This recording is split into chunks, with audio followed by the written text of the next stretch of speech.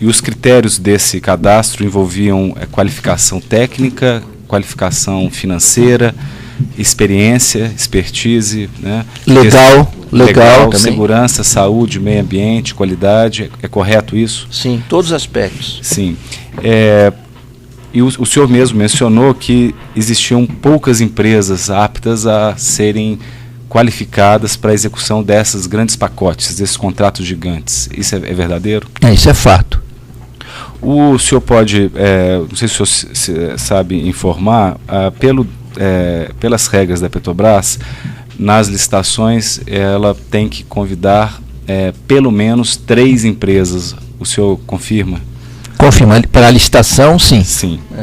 E pelo que parece, a decisão escolhida pela Petrobras foi de aumentar muito o número das 3 para alcançar o máximo das empresas cadastradas aptas a esse empreendimento. O senhor confirma isso? Sim. Agora, é interessante salientar que existe um número ótimo de empresas. A gente não sabe exatamente dizer qual é, mas em função do que houve, né, desse crescimento dos preços e tal, da escalada dos preços e baixa competitividade, eu lembro que a gente teve reunião com o doutor Paulo Roberto, o doutor Duque e tal, e resolvemos partir para o outro lado, para, vamos dizer assim, diminuir um pouco a qualificação, né, dos critérios das licitações, para poder permitir um maior número de empresas, né? E aí nós passamos de 14, 15, né, para, sei lá, 30, tem exemplo até de 45 empresas. E o que aconteceu? Nós também tivemos um resultado negativo. Nós acabamos fazendo um contrato com empresas que não tinham condições e quebraram no meio das obras. Então, quer dizer, tem os dois lados, né? Quer dizer, dá muita competitividade, também aparecem os aventureiros, né? Dá pouca competitividade, aparecem poucas empresas. Então, tem uma certa ciência e tem uma certa sabedoria, né, para o número correto. Talvez não seja não tão pouco, nem tão elevado. O senhor mencionou que era muito previsível, a partir do tempo, exatamente pela qualidade das empresas cadastradas, né, e pela qualidade exigida dos empreendimentos, quais seriam as empresas nacionais aptas a executar esses empreendimentos, né? Isso ocorria também com os fornecedores que a Petrobras contratava, o vendor list indicado por ela. Havia algum tipo de... havia uma grande oferta de fornecedores para os equipamentos, ou era restrito igualmente? Olha, o Progef é como se fosse o vendor list das empresas de serviço, né? Eu não cuidava de vendor list, porque o vendor list, quem cuida é o cliente, né? Por exemplo, às vezes o cliente botava lá, olha, eu estou fazendo uma ampliação aqui de um parque de turbocompressores. O meu parque é todinho da GE. Eu faço questão que a ampliação também use máquinas da GE, porque senão vou ter que abrir 2 linhas de manutenção, coisa e tal. Então, quem determinava o vendor list normalmente era o cliente, né? Não era a engenharia, né? Nós atendíamos o vendor list do cliente. Já na área de serviços, que seria o vendor list da área de serviços, que são as empresas prestadoras de serviço, quem administrava o Progef era a área de serviço através da área de materiais, mas quem era consultado e indicava éramos nós, né, que escolhíamos as empresas. Excelente, senhor Pedro. Pelo que parece, o senhor mencionou então que haviam 14 a 15 empresas. Havia 14 a 15 empresas aptas a executar, por exemplo, esses pacotes maiores como o da Repar, da Renest. E essas empresas, foi uma escolha da comissão de convidar todas elas, né? Em que pese... havia possibilidade, pelo conhecimento técnico do senhor e a experiência, de que uma ou duas dessas empresas conseguisse sozinha, né, executar todo o conjunto de obras no prazo que a Petrobras impunha, por exemplo, da Renest? Isso era possível de acontecer? Aí já é uma questão mais delicada, porque assim, é uma filosofia, uma estratégia empresarial de cada empresa. Por exemplo, uma empresa dessas 8 grandes, mesmo que são gigantes, né, Queiroz, Andrade, Mendes Júnior, Odebrecht, que são as gigantes, você pode ter uma estratégia de pegar 3 ou 4 obras em consórcio. Você pode ter estratégia de falar, essa obra eu quero sozinho. Entendeu? Então, essa capacidade vai muito do que o mercado te coloca e da sua estratégia de atacar ou de participar, entendeu? Então, agora respondendo diretamente, aqueles grandes pacotes da Petrobras, tá? Eu acho que eles eram até grandes para uma Odebrecht isoladamente. Eu acho que a Odebrecht isoladamente, o Andrade Gutierrez isoladamente faria, mas são pacotes bastante pesados, né? Já está no limite, né? Isso é um achismo. Não, espera aí. Não, isso é uma avaliação. Por exemplo, se a Odebrecht fala assim, não, eu quero pegar essa obra aqui sozinha, essa obra gigante aqui. Tá bom, mas ela ela vai ter que abrir mão de outras coisas. Ou então ela pode falar assim, não, minha estratégia é pegar, tem 3 obras aqui, eu quero participar das 3, aí vou ter que participar em consórcio. É uma estratégia empresarial. Não é... Naquela ocasião, nesse período que nós tratamos aqui, né, nesses autos, existiam obras na Repar, na Renest, início de obras importantes e projetos no Comperge, Revap, Regap, mais um parque de desenvolvimento e crescimento do país, né? Como o senhor disse, as empresas aptas eram... eu gostaria até que ia um pouco além. 1 ou 2 empresas dessas tinham a capacidade de executar concomitantemente toda essa demanda que a nação e a Petrobras estabeleceu? Isso é uma coisa bastante subjetiva, né? Repetir a pergunta, doutor? Sim, se concomitantemente ao desenvolvimento das demandas que a Petrobras fazia, aos convites que a Petrobras fazia, se 1 ou 2 dessas empresas, pela experiência do senhor, elas tinham condições de executar sozinhas, todas, concomitantemente, todos esses empreendimentos? Não, sozinha não. Então eu vou permitir. São relações subjetivas do... Se eu entender que não tem condições de responder, eu digo que não tem condições. Assim, a gente naquela época, eu lembro, a gente era demandante. Nós tínhamos aquele PROMIMP, né, que era o Programa de Mobilização da Indústria Nacional do Petróleo.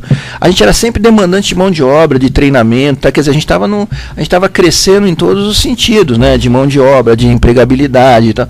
Então, a minha opinião, eu acho que, assim...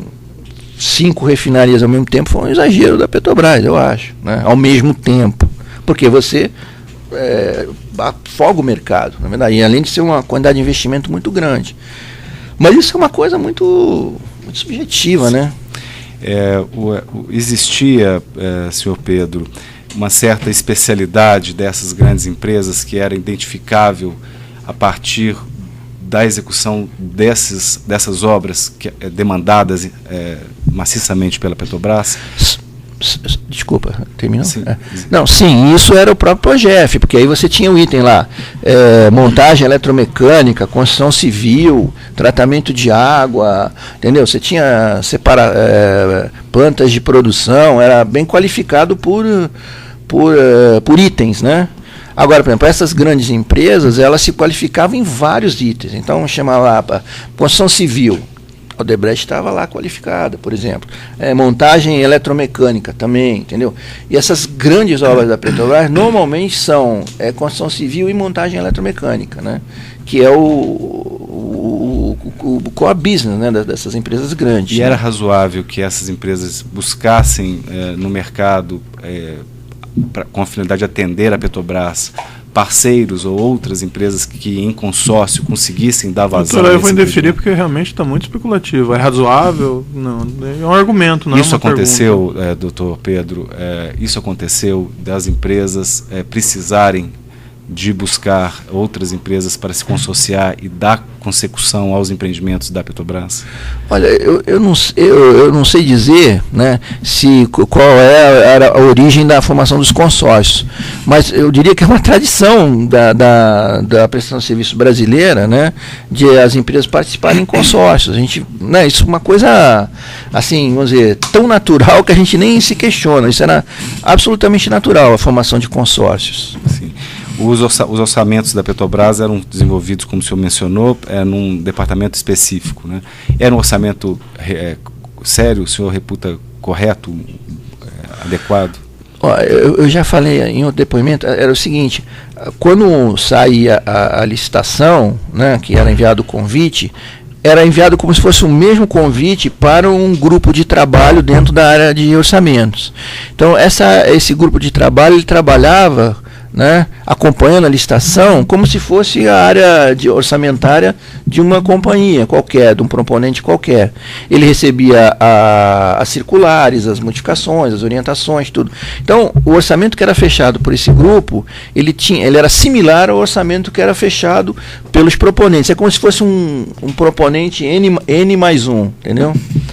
E o fechamento desse relatório era feito pelo chefe do grupo lá, que coordenava aquele orçamento. Tá? Eu reputo os orçamentos da Petrobras, no que pese ter bastante, porque a questão de orçamento é uma questão delicada, né? Mas se a gente pega na média, os orçamentos da Petrobras eram muito precisos. E as equipes técnicas que o senhor comandava internamente na Petrobras, que estavam dentro da cadeia de organização da Petrobras, eram pessoas sérias, eram pessoas técnicos competentes, senhor Pedro? Sim, o senhor tem que responder, né? Sim. Tá gravado. Sim.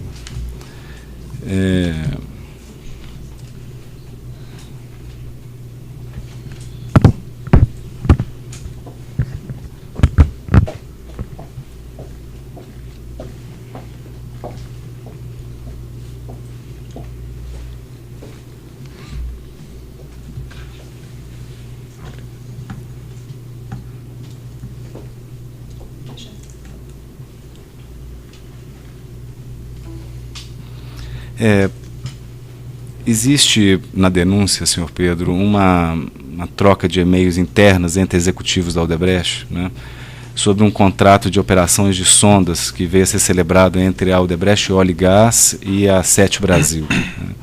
Neste e-mail, um dos executivos fala no valor sobrepreço, né, ou cost plus, como remuneração por sonda. Isso foi muito vinculado na imprensa. O senhor pode esclarecer o regime cost plus adotado pela Sete Brasil para a contratação dos operadores de sonda, por gentileza? Sim. Na realidade, houve uma confusão da mídia, porque traduziram o cost plus por sobrepreço. E nesse caso não houve nenhuma irregularidade, simplesmente foi o processo que foi seguido. Né? O que a gente fez? A gente tinha que selecionar 21 operadores, né? Porque a proposta que a Sete Brasil tinha que fazer para a Petrobras era a plataforma operando, né? Assim, entregar a plataforma com uma tripulação operando, pronta a perfurar. Né? Então a gente tinha que não só contratar as plataformas com os estaleiros, onde houve a irregularidade da propina, em um certo pedaço, e também nós temos associações com os operadores, né, que também eram donos da plataforma. Nesse caso aqui não houve propina, não houve nada. Tá? E como é que, para fazer isso, a gente tinha que fazer num prazo muito curto. O que nós fizemos? Nós detalhamos todos os custos operacionais, tá? Com todos os operadores selecionados, tá? Pré-selecionados. E aí que nós fizemos? A licitação foi em cima de quem deu o menor cost plus. Então, assim, a gente tinha o que era o cost plus? Ele pegava o custo, nós fechamos, tá? Aí quem desse o menor plus, né, que aí o plus seria o quê? Seria o lucro, custo de base, de overhead e tal, toda aquela parte que compõe vamos dizer assim, na licitação normal a gente chama esqueci a palavra, como é que eu vou esquecer? Mas esqueci, que é aquele a mais que você coloca, que envolve o lucro da empresa, toda aquela questão. O BDI. BDI, né? É como se fosse o BDI, quem desse o menor BDI, que era o plus, ganharia. Então, eu entendi o e-mail, eu li na imprensa e tal, o e-mail é absolutamente normal, dizendo se a gente der o menor sobrepreço, a gente ganha, qual sobrepreço que vai dar. A questão era quem deu o menor sobrepreço. Tá? E essa forma de remuneração, senhor Pedro, ela era aplicada para todos os contratos de operação de sondas? Não, foi nesse caso, né? Nesse caso a gente adotou pela rapidez, né? E foi um sucesso, a gente conseguiu ganhar todas as plataformas com os melhores operadores nacionais. Né? E dentro de um valor operacional de mercado internacional, valor normal, valor dentro do padrão. Muito obrigado.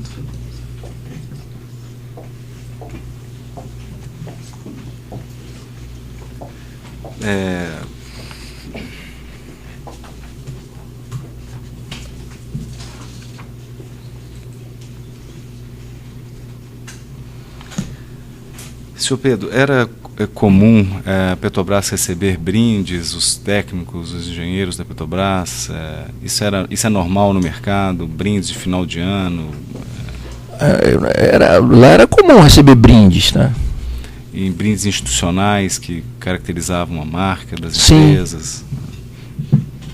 E isso levava o senhor ou outra pessoa que o senhor conhecesse a fazer algo ou deixar de fazer algo em benefício de alguém? Não.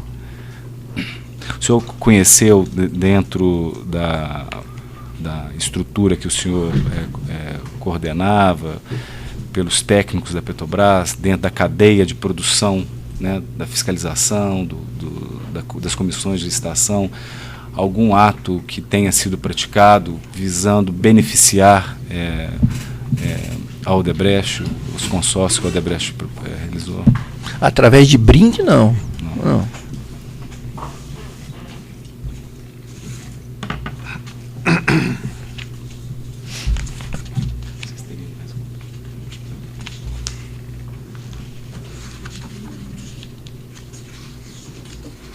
Mais alguma questão? Só um segundinho de silêncio, só mais um minuto, por favor.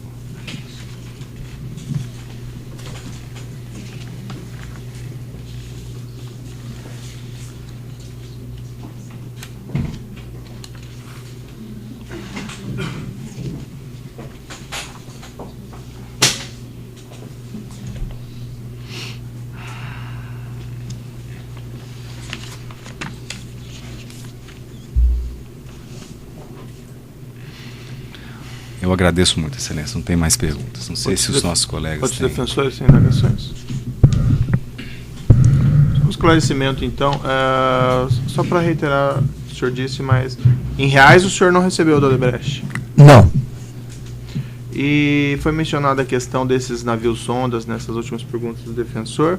Isso dizia respeito aos contratos da Sete Brasil? Sim. E já que você entrou nessa área, nesses contratos da Sete Brasil, o senhor também chegou a receber propina? Sim. Excelência, é porque a pergunta que eu fiz, né, com respeito ao que o senhor perguntou, ela refere-se a uma menção que a denúncia fez para buscar, tentar implicar o meu cliente numa posição de irregularidade que ficou esclarecida que não existe. Certo. A denúncia não coloca exatamente como foi colocado anteriormente referente aos outros contratos, esses contratos da Sete Brasil. Certo, mas como você acha que a gente entrou nessa área, o doutor Mendes perguntou dos navios sondas, daí eu acho importante esclarecer isso também. E nesses propinas que o senhor recebeu no âmbito da Sete Brasil, o senhor também recebeu da Odebrecht?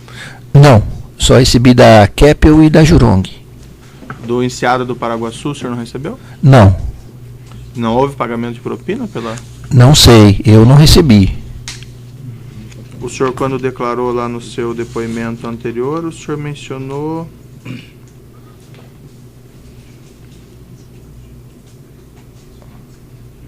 O senhor recebeu qual? Keppel FELS e Estaleiro Jurong? Sim. Corrugero Araújo, o senhor não discutiu propinas no caso do... Não, esse assunto é bastante complexo. Foi o seguinte, tinham vários estaleiros, né? Nós combinamos com todos eles de pagar propina. Inclusive com o estaleiro Enseada do Paraguaçu? Sim. Que era da Odebrecht? Sim. Mas o que aconteceu? Era assim, eram acho, 5 estaleiros, né? Era o estaleiro da Engevix, lá o Ecovix, era o Dianga dos Reis, o Keppel, o Jurong, o Enseada do Paraguaçu e o Atlântico Sul, 5 estaleiros, certo, que ganharam todos as encomendas das plataformas, não a operação, encomendas das plataformas. Então, estava combinado uma propina de 1%, mais ou menos, 1%. Acabou alguns ficando 0,9%, mas 1%. Com todos os estaleiros? Com todos os estaleiros. Aí o que acontece? Eram 5 estaleiros. Tá? E desse lado aqui, para receber, tinha o partido, tá? Tinha a Casa 1, que seria a Petrobras, Renato Duque e Roberto Gonçalves, e a Casa 2, que seria a Sete Brasil, onde participaria eu, o presidente da Sete e um outro diretor, certo. O Musa. Então, tinha, vamos dizer assim, muita gente pagando e muita gente recebendo. Tá? Era uma coisa bastante complexa esse financeiro. Então, o que aconteceu? Foi feita também uma divisão de quem pagaria para quem, de acordo com os procedimentos. Porque 2/3 ficou para o partido. 1/3 ficou para as duas casas. Né? Então aí a gente dividiu, eu, o Vacari e o Renato dividimos.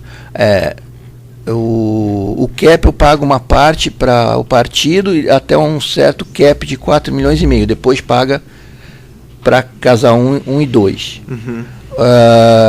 O Enseada do Paraguaçu, o Atlântico Sul, a Engevix pagam para o partido. E o Jurong paga integralmente para as casas 1 e 2. O senhor chegou a tratar de propina do estaleiro do Paraguaçu com o Rogério Araújo? Não, aí eu não tratei mais. Porque quem tinha que tratar era o Vacari. Não entendi. Houve uma negociação preliminar que ficou combinado que todos eles pagariam? 1%. Tá, mas essa negociação foi entre vocês ou foi com os estaleiros? Porque esse 1% era o normal.